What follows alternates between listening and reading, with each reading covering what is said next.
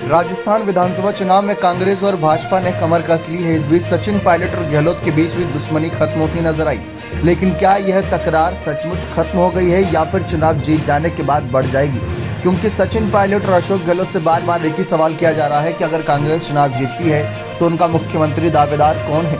तो इस बीच सचिन पायलट और गहलोत दोनों ही साफ कह रहे हैं कि यह फैसला आलाकमान के कंधों पर छोड़ दिया।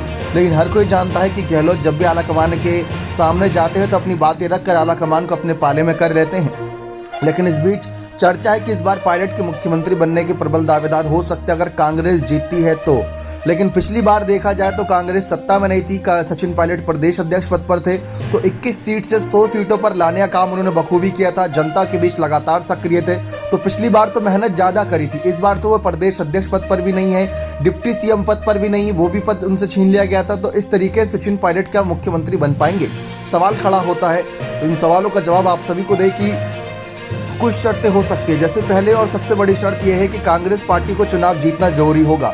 अगर कांग्रेस चुनाव जीतती है तो उसके बाद फैसला लिया जाएगा कि मुख्यमंत्री कौन बने, और काफ़ी हद तक मुख्यमंत्री गहलोत के रूप में यहाँ पर स्वीकार ना हो, क्योंकि उनको आगे कांग्रेस पार्टी में और भी जिम्मेदारियां देने, एक वृद्ध नेता के तौर पर, एक वरिष्ठ नेता के तौर पर है, तो ऐसे में उनको आगे बढ़ाना कांग्रेस पार्टी का फर्ज बनता है। तो उस लिहाज से कहीं ना कहीं अशोक गहलोत को आगे की रणनीतियों के लिए तैयार किया जा रहा होगा। सचिन पायलट को राजस्थानी कमान सौंपने की भी चर्चा चल रही होगी। और दूसरी ये शर्त हो सकती है कि सचिन पायलट अपने क्षेत्र टोंक के साथ साथ अपने आसपास जुड़े क्षेत्र और जहाँ गुर्जर समाज ज़्यादा है तो उनके जरिए कितना वोट बैंक साथ पाते हैं, कितनी सीटें उनके दम पर जीत पाते हैं, उस पर भी नजर रहेंगी।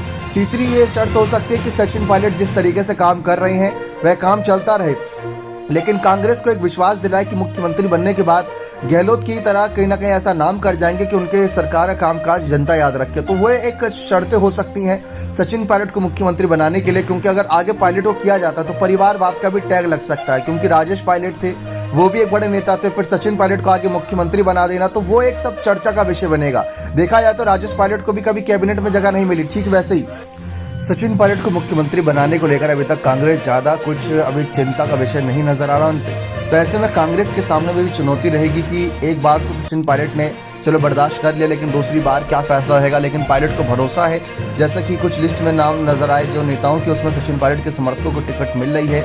इस बात का एक सब्र है उन्हें, तो फिर देखना दिलचस्प रहेगा कि कांग्रेस उन पर आगे कितना भरोसा जताएगी। पहला मकसद कांग्रेस का सबसे पहले रहने वाला है चुनाव जीतने का, सरकार रिपीट करने का।